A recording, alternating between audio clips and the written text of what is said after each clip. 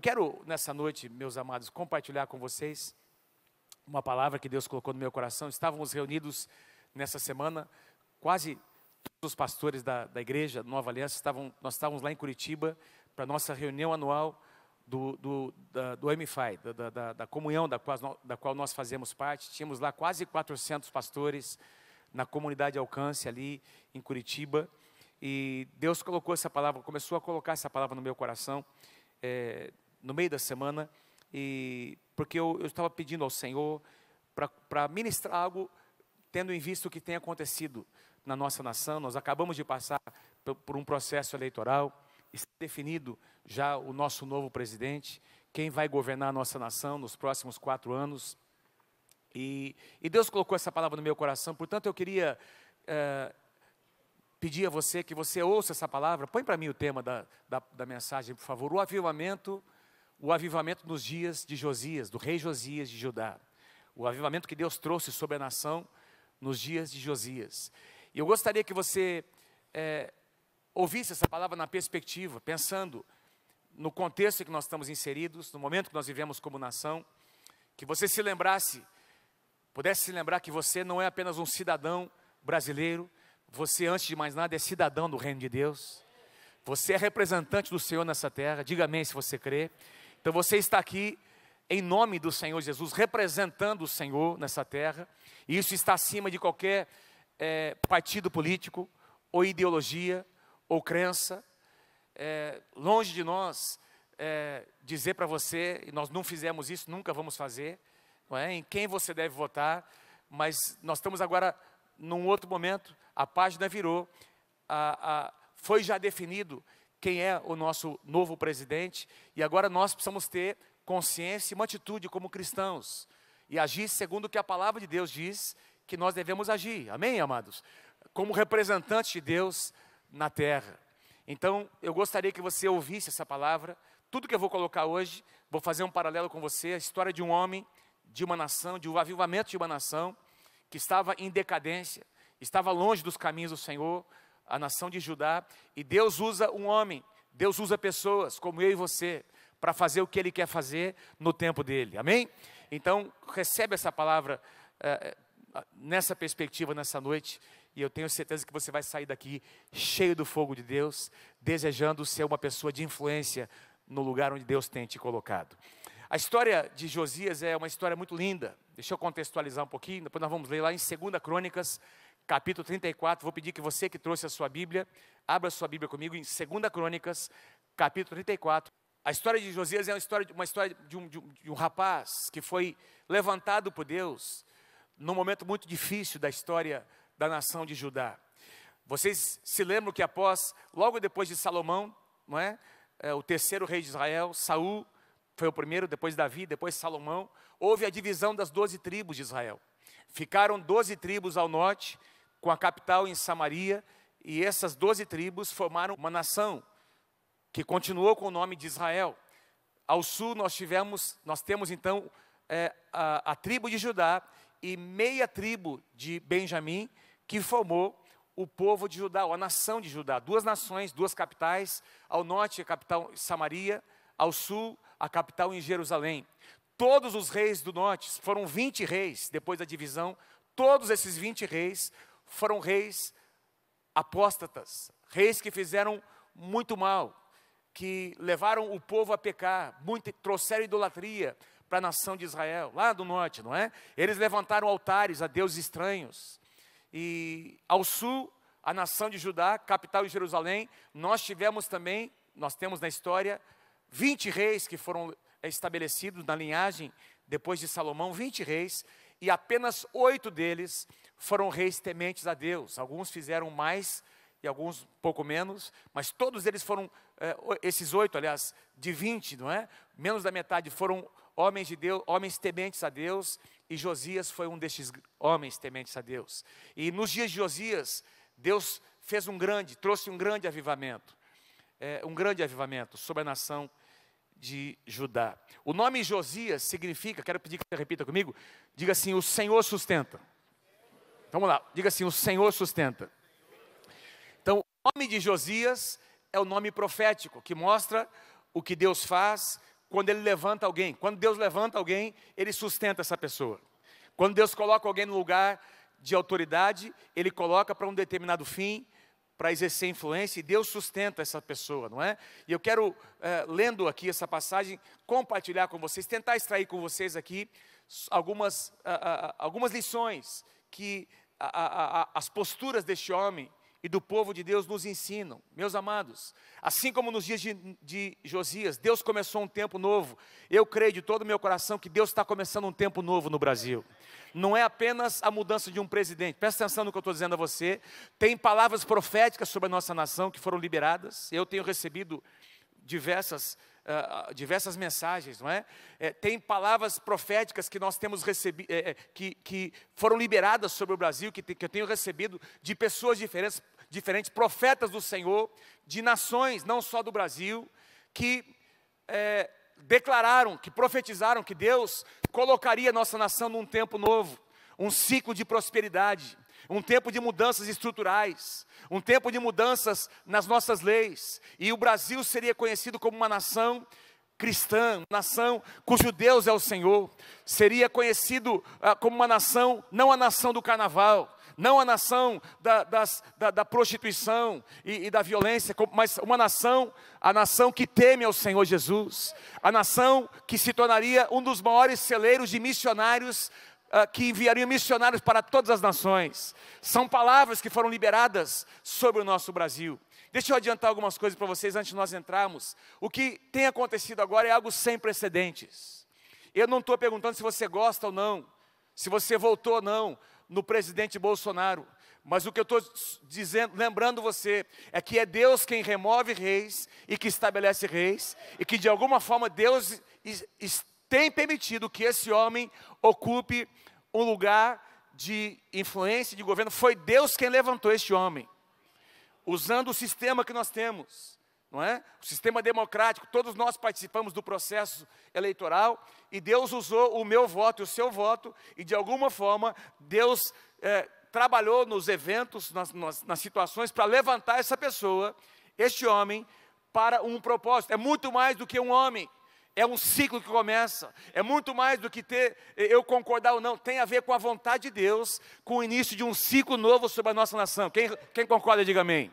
Você não vai lembrar em nenhuma, porque não existe uma lembrança de alguém que tenha tido como seu slogan, o Brasil acima de tudo e Deus acima de todos. Você nunca viu alguém como um candidato propondo no início dos seus discursos, citando um versículo da palavra de Deus, no capítulo 6 de João, aliás, 8 de João, versículo 32, e conhecereis a verdade, e a verdade vos libertará.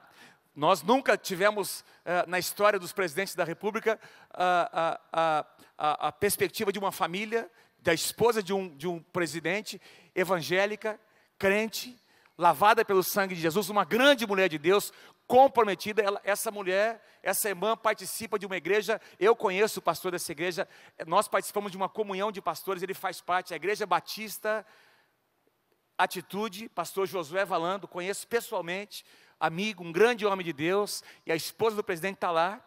Ela é uma influência para o seu marido. O presidente Bolsonaro não é evangélico, ele é católico, mas é um homem que teme a Deus, e ele tem uma esposa. O Espírito Santo falando aqui, ó. Quem tem Espírito Santo aí do teu lado falando com você, amém? Então, Deus tem usado a esposa do presidente Bolsonaro para trazer uma influência no coração deste homem. Quando você ouviu falar de um presidente que antes de dar o seu primeiro discurso, pede para alguém fazer uma oração pelo governo? Isso nunca aconteceu, queridos. Isso nunca aconteceu. E eu quero dizer a você uma coisa. Nós precisamos discernir o que Deus faz, quando Deus começa a realizar algo. Presta atenção na história de Josias, e a gente vai trazer aqui alguns princípios, algumas lições importantes da postura deste homem. 2 Crônicas, capítulo 34, versículo 1. Josias tinha 8 anos de idade, quando começou a reinar. E reinou 31 anos em Jerusalém, o que significa que ele morreu aos 39 anos de idade. Eu vou citar mais tarde porque ele morreu. Tinha 8 anos de idade quando ele herdou o trono. Uma criança de 8 anos. Meu Deus do céu, uma criança. Como é que pode uma criança de 8 anos de idade governar uma nação? Na verdade, ele ficou cercado de pessoas que tinham influência na parte administrativa do reino. Obviamente que com 8 anos de idade ele não tinha estrutura para ser o líder de uma nação, mas ele tinha o direito de ser o rei por causa da linhagem sucessória. O seu pai morreu aos 24 anos de idade. Eu vou comentar sobre isso daqui a pouquinho. Mas eu quero, antes de continuar aqui em 2 Reis, capítulo 34, eu quero que você visite comigo aqui 1 Reis, capítulo 13, versículos 1 e 2, uma passagem paralela. E eu vou mostrar a vocês como Deus ordena os eventos, como Deus levanta quem Ele quer, como Deus estabelece pessoas da forma como Ele quer. 300 anos antes de Josias subir ao trono, acontece isso que eu vou ler com vocês aqui, nos dias do rei Jeroboão, um dos piores reis que a nação de Israel teve, a nação ao norte, não é Israel que ficava ao norte, um dos piores reis que a nação de Israel teve, cerca de 300 anos antes de Josias nascer, e governar, e começar a governar aos 8 anos de idade. Olha o que nós lemos aqui em 1 Reis 13, versículos 1 e 2. Por ordem do Senhor, um homem de Deus, um profeta do Senhor, foi de Judá até Betel, nas regiões ali de Israel, da nação de Israel. Quando Jeroboão estava em pé, junto ao altar para queimar incenso. Como eu disse, Jeroboão era um rei ímpio, um rei idólatra. Ele trouxe idolatria para Israel. Ele estava ali agora para sacrificar a deuses estranhos. E esse profeta do Senhor, cujo nome nem é citado, porque o nome do profeta não importa, o que importa é a palavra de Deus que é liberada, amém? Ele vem e libera uma palavra de Deus sobre esse altar, e para esse rei que estava ali para sacrificar. Ele clamou contra o altar, segundo a ordem do Senhor, dizendo: ó altar, assim diz o Senhor, um filho nascerá na família de Davi, ou seja, na linhagem dos judeus. Davi era da tribo de Judá. Estou falando do povo do sul, dessa nação que ficava ao sul, cuja capital era Jerusalém. Lembra? Da nação de Judá. O profeta está no norte, profetizando ao rei Jeroboão, rei de Israel. E ele diz: um filho nascerá na família de Davi e se chamará Josias. 300 anos antes, essa profecia foi liberada. Sobre você, altar, ele sacrificará os sacerdotes dos altares idólatras, que agora queimam incenso aqui, e ossos humanos serão queimados sobre você. Ele profetizou sobre este altar. Guarde essa declaração desse profeta: ossos humanos serão queimados sobre você. Que coisa incrível. 300 anos antes, Deus profetiza que um menino vai nascer. E esse menino, agora, chamado Josias, começa a governar. A primeira lição que eu queria sugerir a vocês: Deus levanta quem Ele quer para cumprir os seus propósitos nessa terra. Deus levanta pessoas comuns, Deus levanta pessoas absolutamente improváveis como eu e você para realizar os seus propósitos.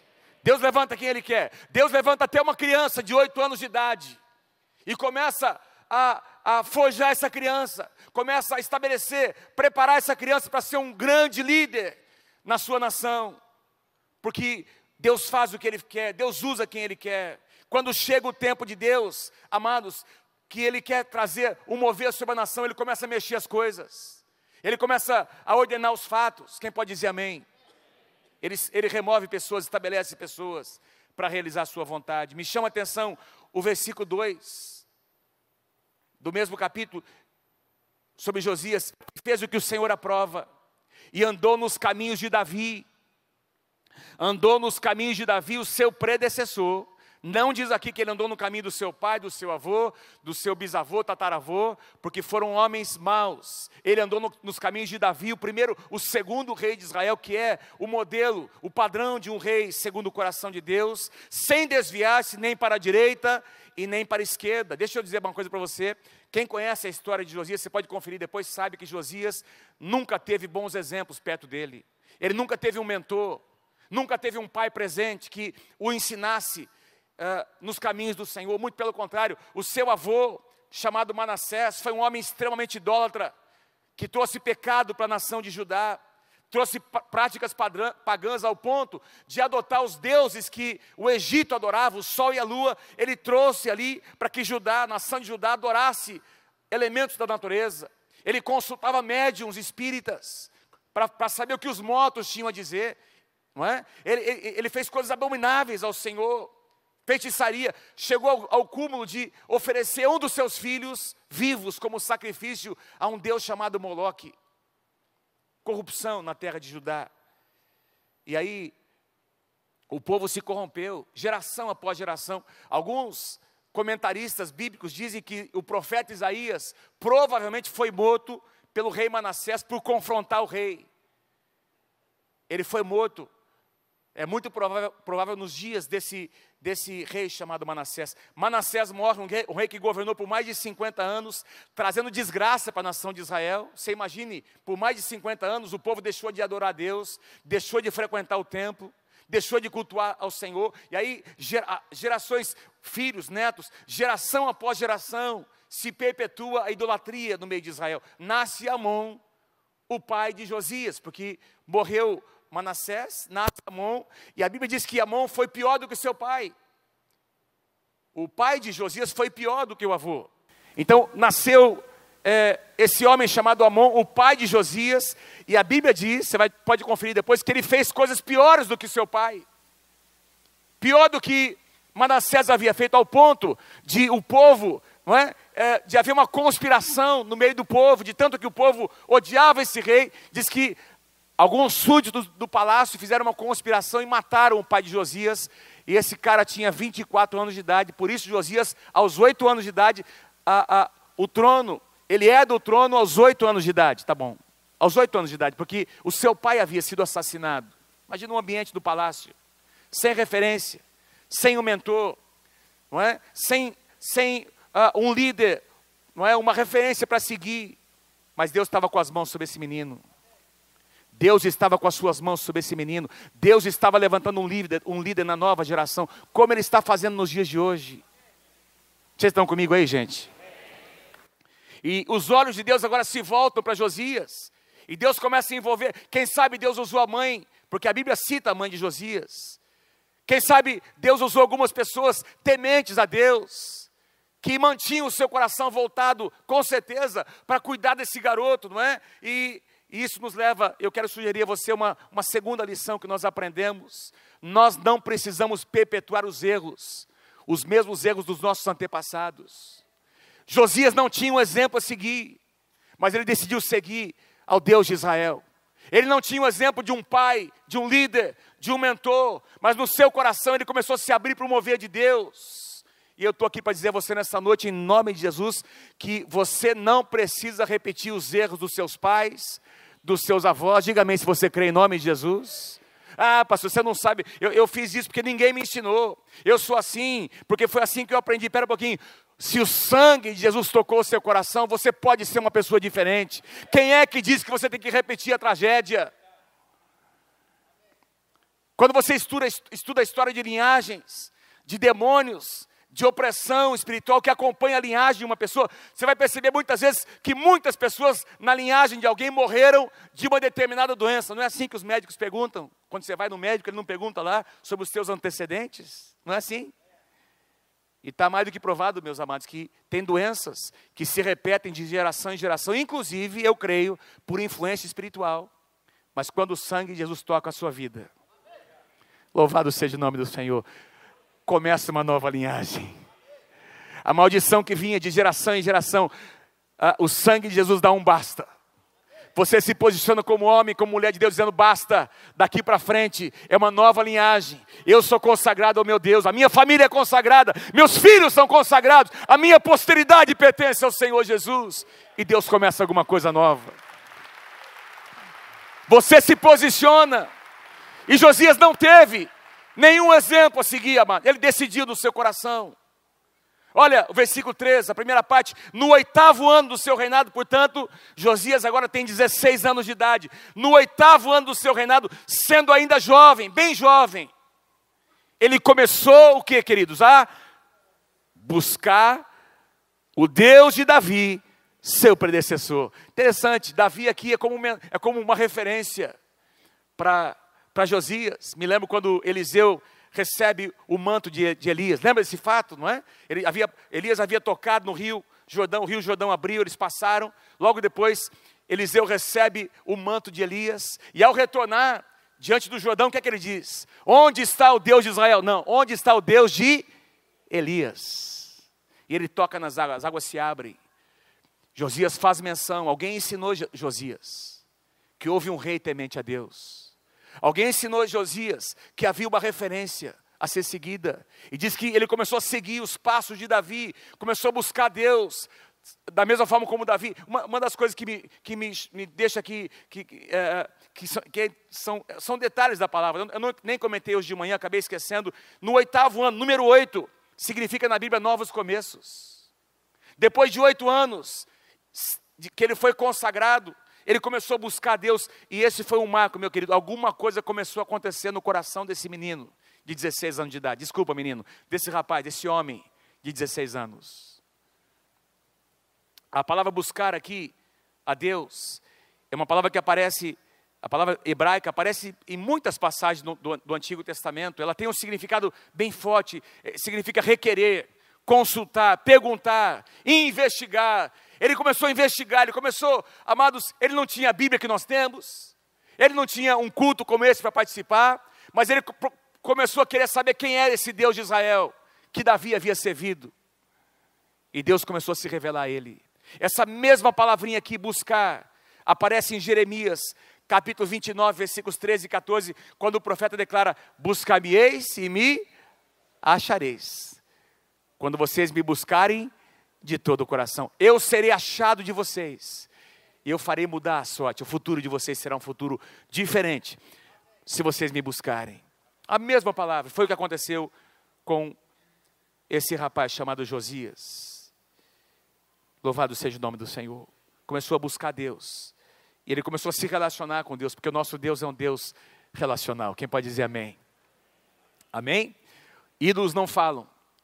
Os ídolos que havia ali na terra de Judá, as pessoas traziam oferendas, e não havia uma resposta desses ídolos. Mas Josias começou a caminhar com Deus, porque o nosso Deus é um Deus que se relaciona, e alguma coisa começou a acontecer aqui no coração de Josias. Vamos continuar aqui. Ele começa a buscar Deus, e agora coisas incríveis começam a acontecer no seu coração. Versículo 3, segunda parte: no 12º ano do seu reinado. Agora, portanto, Josias tem 20 anos de idade, não mais 16, mas 20 anos. Não só ele continuou buscando a Deus, mas diz aqui que ele começou a purificar Judá e Jerusalém dos altares idólatras, dos postes sagrados, das imagens esculpidas e dos ídolos de metal. Começou a trazer uma purificação em toda a terra. E ele começou a produzir, a promover reformas em toda a terra de Judá. O que ele tinha experimentado no seu coração, ele começa a estender agora para a nação. Quem é que crê que Deus ama a nação do Brasil? Quem é que crê que Deus vai começar a varrer a nossa nação com uma limpeza, uma reforma? Amém, amados? Eu não estou dizendo, veja, eu não estou dizendo que as pessoas têm que ser obrigadas a se tornar o que nós somos. Estou dizendo sobre algo que acontece no mundo espiritual. Quando a igreja de Deus se levanta, quando Deus começa alguma coisa nova, Deus começa a ordenar os eventos. Deus começa a resolver situações que estavam pendentes. Deus abre uma janela de oportunidades, e eu creio que é isso que está acontecendo nesses dias na nossa nação. Gente, eu estou falando de gerações. Eu fico imaginando quanta oposição esse rapaz deve ter sofrido dentro do palácio, na sua família, porque eram gerações, não é? Geração após geração, as pessoas adorando outros deuses, elas haviam se apegado a essas coisas, e nem sabiam mais quem era o Deus de Israel. E agora vem esse garoto de 16 anos, 20 anos de idade, quem esse moleque pensa que ele é? Esse moleque é um homem de Deus, que Deus estava levantando naquela geração. Aos olhos das pessoas era só um menino, aos olhos de Deus era um grande homem de Deus. Eu fico imaginando quanta oposição que esse rapaz não sofreu. Eu quero sugerir a vocês aqui uma terceira lição, que a vida de Josias nos ensina. A nossa influência precisa impactar o mundo ao nosso redor. Deus eu tenho certeza que Deus está levantando alguns de vocês, muitos de vocês, em lugares de influência. Nenhum amém? Vou tentar dizer de novo. Deus está levantando alguns de vocês em lugares de influência. Algumas orações que você tem feito começarão a ser respondidas. Deus vai começar a abrir portas. E de repente você vai se ver num lugar de influência, num lugar de poder, de autoridade. Não para o seu bem, mas para que você use essa autoridade para ser uma influência de valores cristãos. Para impactar aquele meio em que você vai estar inserido. Tem lugares onde você está que eu não posso estar, o pastor Samuel não pode estar, os pastores que estão aqui não podem estar, é você que está ali. Deus colocou você naquele lugar para que você exerça influência, impacto naquelas pessoas. E Deus levanta Josias. Deus levanta Josias e Josias usa esse poder que ele tem para influenciar a sua nação. Ele agora, porque ele passa a ter uma experiência muito forte com Deus, muito profunda, ele quer trazer essa experiência para toda a nação. Talvez sem saber muito o que fazer, ele quer trazer isso para a nação, querido, porque ele não tinha palavra como nós temos. E eu creio que Deus está levantando uma geração de Josias nesses dias. Quando você estiver orando pelo seu filho e pela sua filha, papai e mamãe, põe as mãos sobre ele, sobre ela, declara, vai ser um grande homem de Deus na sua geração. Meu filho, você vai além, você vai fazer coisas grandes, você vai ser um grande líder. Minha filha, você vai ser uma princesa no reino de Deus, uma grande mulher de Deus na sua geração, porque Deus está levantando uma nova geração de líderes no Brasil. Nesses dias Deus está fazendo isso. O que é que Josias fez? Começou a derrubar esses postes ídolos, imagens de escultura, altares, consagrados a outros deuses, despedaçando altares de incenso, aqueles postes ídolos que havia, deusa Aserá, e diz que ele foi percorrendo não apenas a nação de Judá ao sul, ele começa a invadir as terras do norte, onde as outras 10 tribos estavam habitando, né? Ele começa a invadir, e ele começa a trazer esse avivamento, essa limpeza também para as terras de Israel. Versículo 7 diz, então voltou para Jerusalém. E agora veja, lembra que o profeta havia declarado, não é? O profeta havia declarado que ele iria, que ossos seriam queimados sobre aquele altar. Uma das coisas que Josias fez foi, ele mandou verificar onde estavam os ossos dos sacerdotes que haviam sacrificado a deuses estranhos. Sacerdotes que deveriam servir ao Deus de Israel, que haviam se corrompido. Ele manda desenterrar esses ossos, sem conhecer a profecia, sem saber o que havia sido declarado, provavelmente. Ele pega esses ossos, coloca sobre esses altares que tinham ali sido edificados para adorar esses ídolos, e ele queima esses ossos em cumprimento à palavra que tinha sido liberada 300 anos antes. Eu acho lindo esses detalhes que a palavra de Deus nos mostra. Como Deus vai mudando, vai levantando as pessoas e de repente as coisas começam a fazer sentido, sem que as pessoas nem saibam, elas estão sendo usadas por Deus para um propósito que Deus já designou. Versículo 8, no 18º ano do seu reinado, agora Josias com 26 anos de idade, enviou Safã, filho de Azalias, Isso, eu não consegui falar nem de manhã, não vou conseguir agora de novo. Esse cara aí, governador da cidade, junto com Joá, filho do arquivista real Joacás. Para o quê, queridos? Para restaurarem o templo do Senhor, seu Deus, que estava em ruínas. Então, primeiro ele tem uma experiência pessoal, ele traz a nação, ele começa agora a limpar a nação da idolatria, e agora ele retorna para Jerusalém, e ele agora enxerga, ele foca o templo estava corrompido, estava em ruínas, havia até deuses estranhos dentro do pátio do templo, e ele começa a limpar, queridos, ele começa a reunir pessoas, reunir recursos, e aqui vem mais uma lição que nós aprendemos com Josias: quando nós cuidamos da casa de Deus, Ele cuida de nós. Ele começou a cuidar da casa, no seu coração, ele sabia que nos dias de Davi, tinha lá os turnos de louvor, de adoração, o sacerdócio levítico. Ele agora começa a restaurar a ordem sacerdotal, ele reúne trabalhadores, reúne muitos recursos para reconstruir, para restaurar a casa de Deus. Centenas de trabalhadores, carpinteiros, diz lá nesse capítulo, pedreiros, edificadores, porteiros. Diz que os levitas que tocavam instrumentos se tornaram supervisores. do trabalho no templo, ele começa agora a limpar e a restaurar a casa de Deus. O apóstolo Pedro diz que a purificação começa na casa de Deus primeiro. E ele começa a purificar a casa. Ele começa a purificar a casa que tem um sentido para nós, que representa a igreja do Senhor Jesus.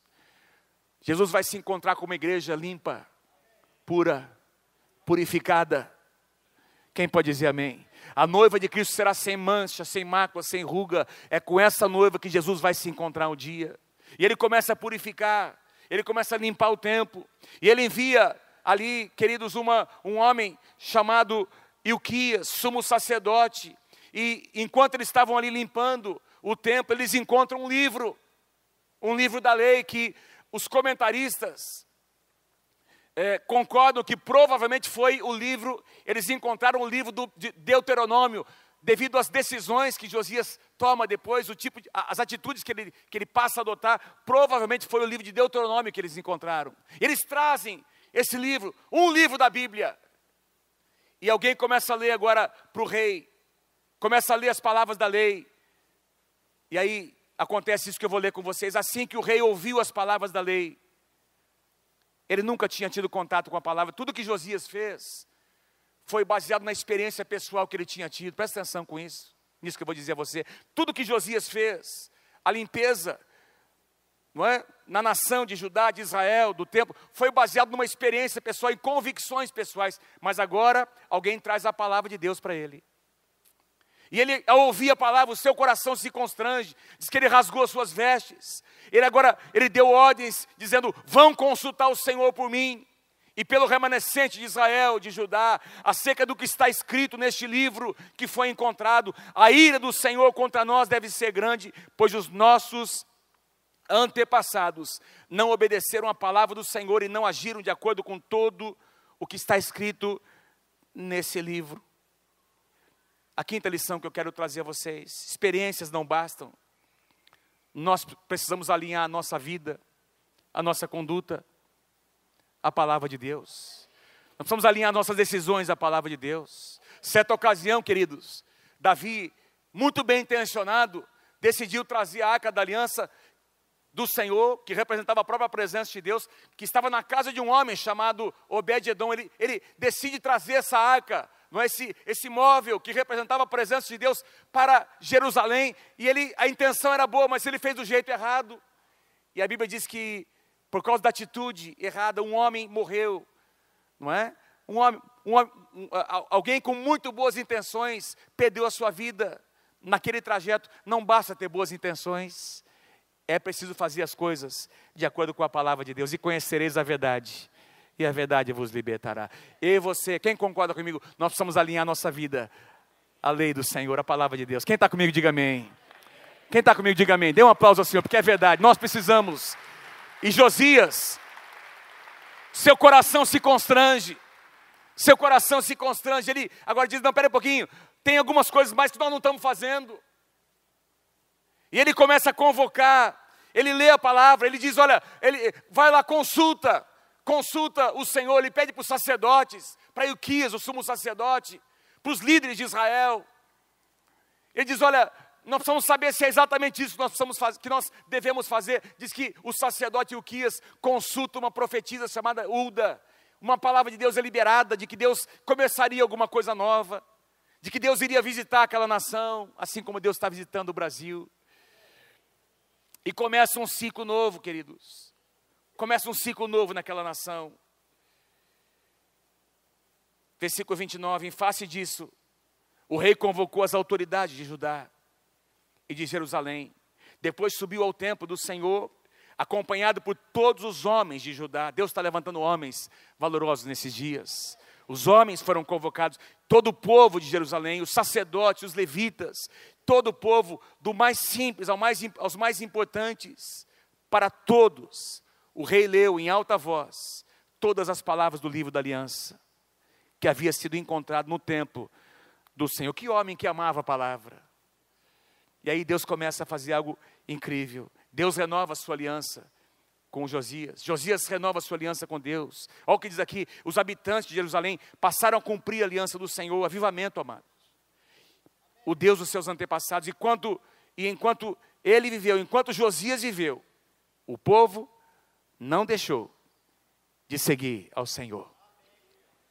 Enquanto o seu líder viveu, diz que ele convocou o povo de Judá, ele fez uma grande celebração de Páscoa.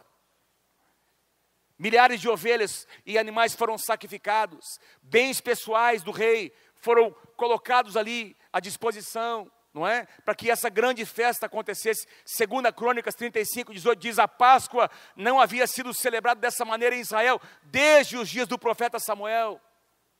Ou seja, há mais de 400 anos, nem Davi celebrou uma Páscoa como essa, e nenhum dos reis de Israel havia celebrado uma Páscoa como esta que fez Josias, com os sacerdotes, os levitas e todo Judá e Israel que estavam ali com o povo de Jerusalém, o nome de Deus sendo louvado, sendo engrandecido, altares malignos, não é? Idólatras sendo destruídos e o nome de Deus sendo levantado novamente na nação de Israel. Queridos, Deus usou um menino de 8 anos de idade. Eu não tenho tempo para mostrar aqui para você. Josias morreu aos 39 anos. Por 31 anos, esse rapaz, esse homem de Deus serviu ao Senhor e um pouco mais à frente, houve uma situação em que ele foi desobediente. E por causa da sua desobediência, ele foi para o campo de batalha e uma flecha inimiga entrou ali pela sua armadura. E esse rei veio a falecer, diz que todo Judá sentiu muito a morte desse grande homem de Deus, pela expressão que ele tinha, pelo que ele tinha feito, mas ele agiu em desobediência. E ele morreu por causa disso. O que eu quero dizer a você, guarda isso que eu vou colocar, não é a respeito de homens. Homens erram. Homens pecam. Eu estou querendo chamar a tua atenção para aquilo que Deus está fazendo, para aquilo que Deus faz, que está acima das atitudes de homens. Deus usa pessoas quando Ele quer realizar alguma coisa numa nação. E eu creio no meu coração, creio de todo o meu coração, que começa um ciclo novo, começa alguma coisa nova. Não é apenas um homem, não é apenas a mudança de um governo que está acontecendo. Deus está fazendo alguma coisa nova da nossa nação. Existe uma janela de oportunidade que Deus está abrindo e nós precisamos aproveitar essa janela. Como eu já disse, diversas palavras proféticas têm sido liberadas sobre a nossa nação. Deus usa pessoas improváveis para realizar os seus propósitos. Certa ocasião, no livro de Daniel nós encontramos essa história, diz que lá na Babilônia, os 70 anos de cativeiro haviam passado, e um novo rei na linhagem de Nabucodonosor se levanta, um rei que estava zombando do povo de Deus, do Deus de Israel. Ele manda trazer as taças que eram utilizadas lá no templo do Senhor, que eles tinham tirado, roubado, trazido de Jerusalém, e eles começam a celebrar, chamam os súditos lá do seu reino, governadores, e começam a celebrar usando as taças do templo do Senhor, e começaram a caçoar do povo de Deus, começaram a zombar do povo do Deus de Israel. De repente, aparece uma inscrição na parede, lembra disso? Aparece um dedo escrevendo algumas palavras, o rei não conseguia interpretar. Alguém disse, tem um homem aí que interpreta sonhos, aliás, que interpreta enigmas. Daniel foi chamado, o velho Daniel, uma pessoa, um senhor idoso, provavelmente tinha mais de 80 anos de idade quando isso aconteceu. E Daniel é chamado, e aí o rei pergunta, olha o que aconteceu aqui. E quando Daniel vê aquela inscrição, ele traz a interpretação. Você foi pesado na balança. Você fez pior do que o seu pai foi advertido, o seu pai Nabucodonosor, o orgulho subiu no coração dele, ele foi advertido e não se quebrantou, e você fez pior do que ele. Então Deus está dizendo hoje para você que Ele remove das suas mãos o reino e coloca nas mãos de uma outra pessoa. E naquela mesma noite, vocês se lembram, o império da Pérsia invade a Babilônia, e esse homem chamado Belsazar é tirado do trono e Ciro assume no seu lugar. Num dia, Deus mudou todas as coisas. Entra Ciro, um homem pagão, império da Pérsia, e Ciro fica sabendo que está ali Daniel, um homem sábio. Ciro chama Daniel para ser um dos seus conselheiros. E Deus usa Ciro. Lembra, os 70 anos haviam terminado. A profecia de Jeremias havia se cumprido. E agora chegou o tempo da libertação do povo judeu para retornar para Jerusalém. O que é que Deus faz? Deus constrange o coração de Ciro, um homem pagão, um homem que não conhecia o Deus de Israel. E esse homem chamado Ciro, agora permite que os judeus retornem para restaurar a cidade de Jerusalém. Começou um ciclo novo. Isaías havia profetizado 200 anos antes que isso aconteceria. Quando Deus quer realizar uma coisa nova, Deus levanta quem Ele quer. Deus faz do jeito dele. Pastor, o que isso tem a ver comigo, com você? Tem a ver que eu e você precisamos discernir, queridos. A nossa postura. Nós precisamos ser proativos com aquilo que Deus faz. Esses dias, logo depois do pleito, não é? Eu vejo ali uma postagem daquela que concorreu como vice-presidente do partido que perdeu, não vou citar o nome. E ela posta uma declaração assim: hoje nós estamos tristes, no dia seguinte, mas a nossa tristeza a partir de hoje se transforma em resistência.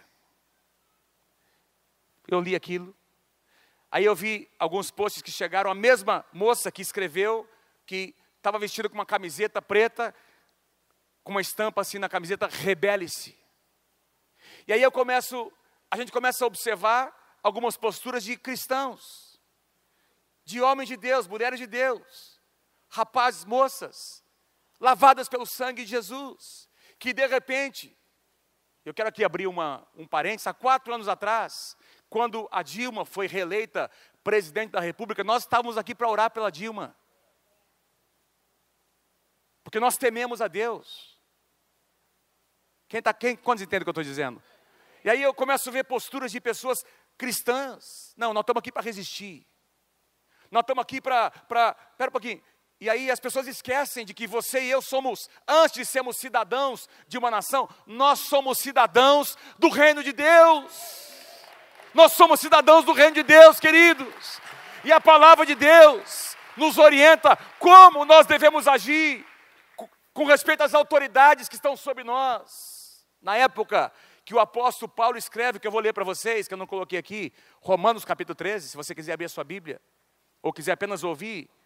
Na época que Paulo escreve aos romanos, aos irmãos de Roma, o Império Romano estava governando sobre todas aquelas nações, um império extremamente opressor, muito mais do que aquilo que nós temos experimentado nos nossos dias. E olha o que Paulo diz: todos, está escrevendo para os crentes de Roma, todos devem sujeitar-se às autoridades governamentais, pois não há autoridade que não venha de Deus. E as autoridades que existem foram por Ele estabelecidas. Deus levanta quem Ele quer. Portanto, aquele que se rebela contra a autoridade está se colocando contra o que Deus instituiu.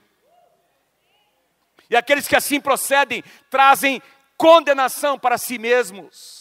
Portanto, é necessário que sejamos, versículo 5, Romanos 13, submissos às autoridades, não apenas por causa da possibilidade de uma punição, mas também por uma questão de consciência, porque nós somos cristãos. Versículo 7, deem a cada um que lhe é devido, se imposto, imposto, se tributo, tributo, se temor, temor, se honra, honra.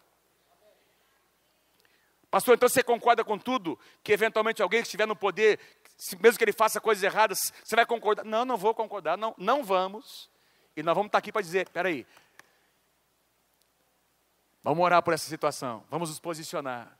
Agora, rebelar-se contra uma autoridade, o governo nem começou ainda, a gestão nem começou, e alguém se posiciona, que se diz cristão, dizendo, não, eu não aceito, não concordo, eu vou me... Não, espera um pouquinho. Deixa eu lembrar você de novo, você antes de ser um cidadão natural, você é um cidadão do reino de Deus. E se a ideologia que você crê está acima da palavra de Deus, tem alguma coisa errada. A palavra de Deus está acima de qualquer ideologia ou qualquer posição partidária. Se você crê, aplauda o Senhor, porque é verdade o que eu estou dizendo. 1 Pedro capítulo 2. Versículos 13 a 16, deixem o Senhor orgulhoso de vocês, uma tradução parafraseada, deixem o Senhor orgulhoso de vocês, sendo bons cidadãos, respeitem as autoridades, qualquer que seja o nível delas, Elas são emissárias de Deus, responsáveis por manter a ordem. Usem da sua liberdade para servir a Deus e não para quebrar as regras. Tratem todos com dignidade. Amem a sua família espiritual, a igreja. Temam a Deus. Respeitem o governo. 1 Pedro capítulo 2, versículos 13, 14 e 16. Palavra do Senhor para nós.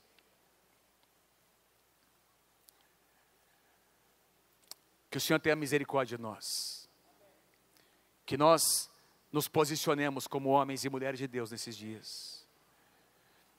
Cuidado para você não seguir a voz daquela multidão da qual você às vezes está fazendo parte. Cuidado para você apenas não seguir o que outros estão fazendo. Antes de ser um cidadão natural, você é um cidadão do reino de Deus.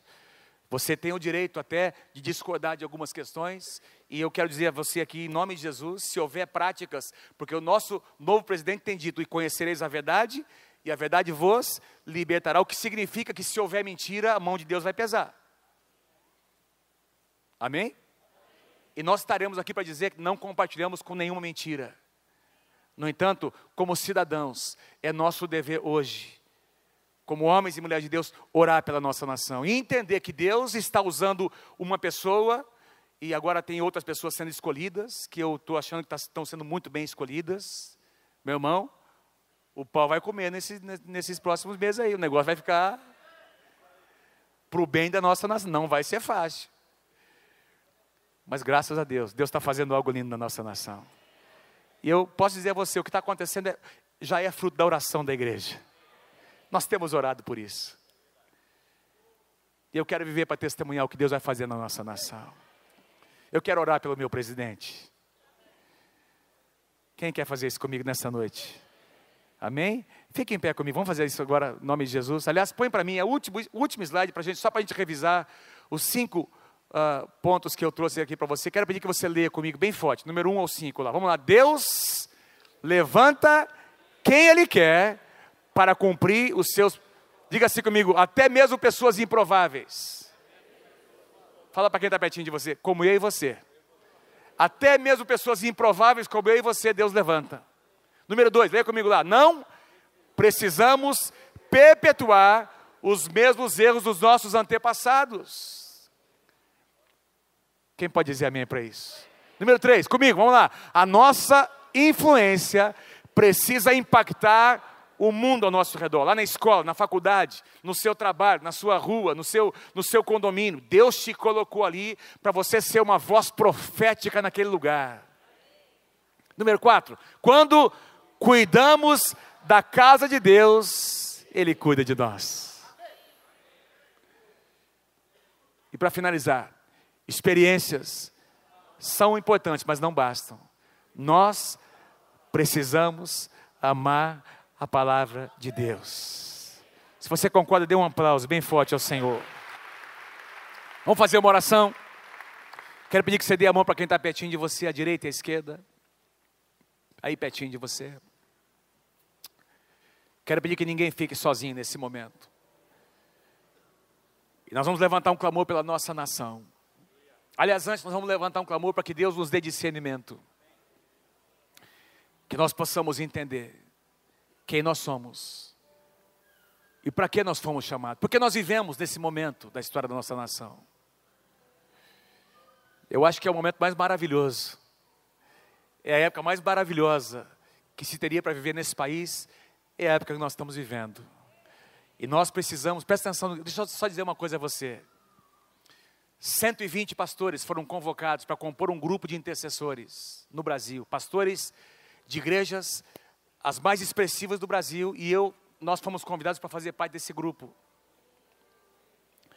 Esses pastores estão intercedendo pelo presidente.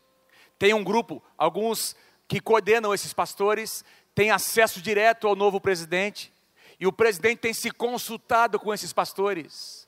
O presidente está mandando para nós os seus pedidos de oração. Presta atenção, meu irmão, nunca isso aconteceu na nossa nação. Deus está fazendo alguma coisa nova e você não vai participar disso. Se de repente, eu até entendo, pessoas te influenciaram, e você até não concordava com algumas coisas, como eu também não concordo com algumas atitudes e palavras que foram liberadas no passado, mas presta atenção, assim como Deus levantou Josias, um menino de 8 anos de idade, que cometeu os seus erros, mas Deus usou esse homem para produzir uma mudança radical, um avivamento naquela nação. Deus está usando essa situação, essa pessoa, esses homens, para começar alguma coisa nova, e eu e você precisamos discernir isso. Participa, como um homem de Deus, como mulher de Deus. Para de postar essas coisas. Desculpe, meu irmão, você é jovem, adolescente, que tem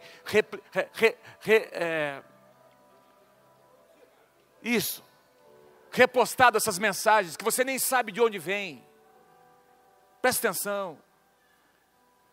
Cuidado, você, antes de ser um cidadão brasileiro, você é um cidadão do reino de Deus. E eu estou agora te convocando para que você se levante como intercessor da nossa nação. Você vai, e eu, nós vamos escrever a história dessa nação. A igreja vai ajudar a escrever a história dessa nação.